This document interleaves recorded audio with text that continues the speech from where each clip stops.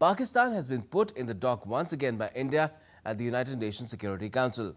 It has been charged of bombing its own people, apart from being accused of conducting cross-border terrorism. And yet, Pakistan remains unwilling to budge from its strategy of fighting a proxy war against India, with this latest nefarious attempt being exposed in Balochistan. A covert alliance between terrorist groups Lashkar-e-Toiba and Islamic State Khorasan province have been uncovered in Pakistan's Balochistan province, raising serious regional security concerns. The partnership, reportedly backed by Pakistan's intelligence agency ISI, first emerged in mid-2025. According to sources, the alliance targets Baloch nationalists and Taliban dissidents and may extend to Indian Kashmir, highlighting Pakistan's continued use of proxy warfare to advance its geopolitical aims. The surfacing of a new photograph reflects the alliance taking shape. Photo shows ISKP coordinator Mir Shafiq Mengal handing over a pistol to Lashkar commander Rana Muhammad Ashfaq. Pistol is a symbolic gesture seen by analysts as confirmation of a formal alliance between the two terror groups. Mir Shafiq Mengal, said to be an ISI asset who has helped establish ISKP bases in Mastung and Guzdar and led death squads against separatists. After a March 2005 attack that killed 30 ISKP fighters, ISI deployed Lashkar operatives, with its leaders calling for jihad against Baloch rebels. Lashkar's long-standing presence in Quetta supports this growing collaboration. Analysts warn that the Lashkar-ISKP nexus signals a dangerous shift, uniting ideologically different terror groups under a state-backed coordination to destabilize the region. But India has been relentless in unmasking the true face of Pakistan to the world. In the latest instance at the United Nations Security Council, during the open debate on women, peace, and security, India's permanent representative to the United Nations, P. Harish, highlighted how Pakistan not only targets India with cross border terrorism, but also bombs its own people in territories like Balochistan and Khyber Pakhtunkhwa. Every year, we are unfortunately fated to listen to the delusional tirade of Pakistan against my country, especially on Jammu and Kashmir, the Indian territory they covet. Our pioneering record on women, peace, and security agenda is unblemished and unscathed. A country that bombs its own people, conducts systematic genocide, can only attempt to distract the world with misdirection and hyperbole. This is a country that conducted Operation Searchlight in 1971 and sanctioned a systematic campaign of genocidal mass rape of 400,000 women citizens by its own army. The world sees through Pakistan's propaganda. During the last few days, chiefs of Indian Armed Forces and its defense minister have also sounded out clear warnings to Pakistan. It has been told in no uncertain terms to desist from indulging in cross border terrorism. It has also been told that its build-up in the Sir Creek region has not gone unnoticed. India carried out Operation Sindoor in May in response to Pahalgam terror attack, which had its origins in Pakistan. It destroyed Pakistan's aircraft, radars, airfields, apart from terror camps, and more, breaking its will to fight and seek a ceasefire.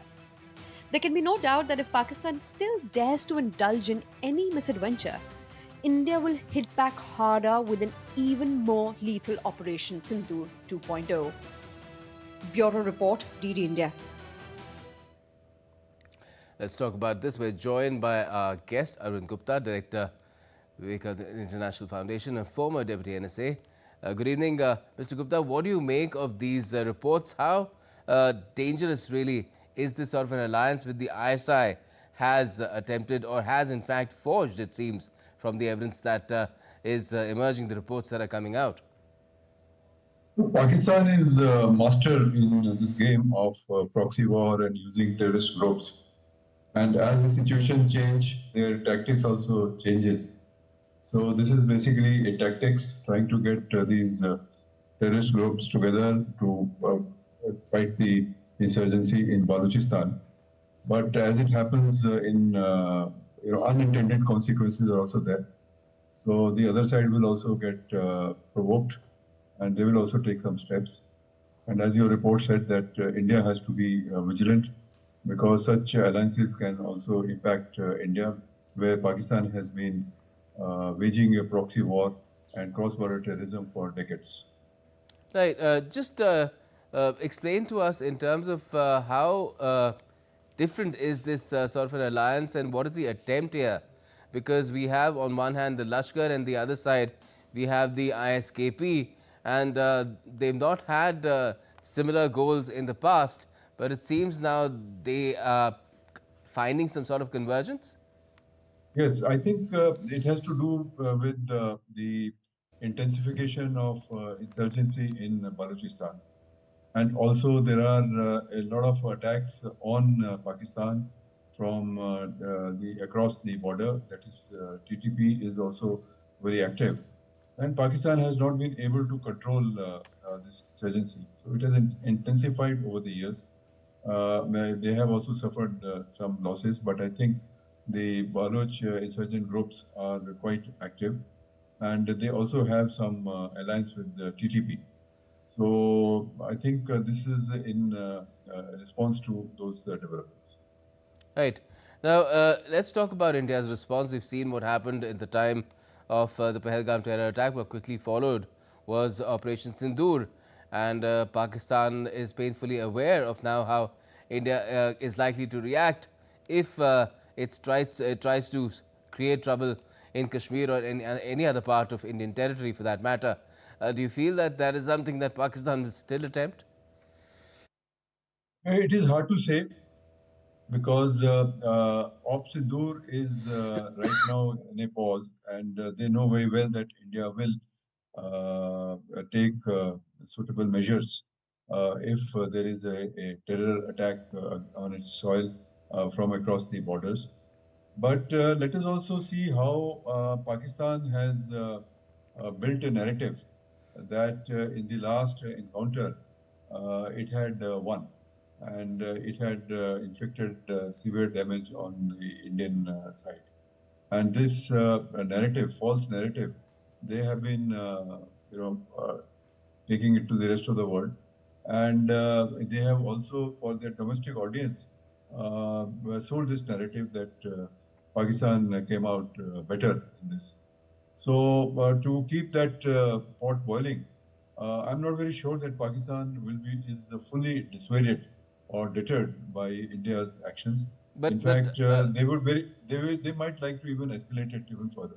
But Mr. Gupta, hasn't India, with evidence, photographic evidence from satellites and otherwise, discredited Pakistan's claims of being successful in thwarting India's operations in Dur?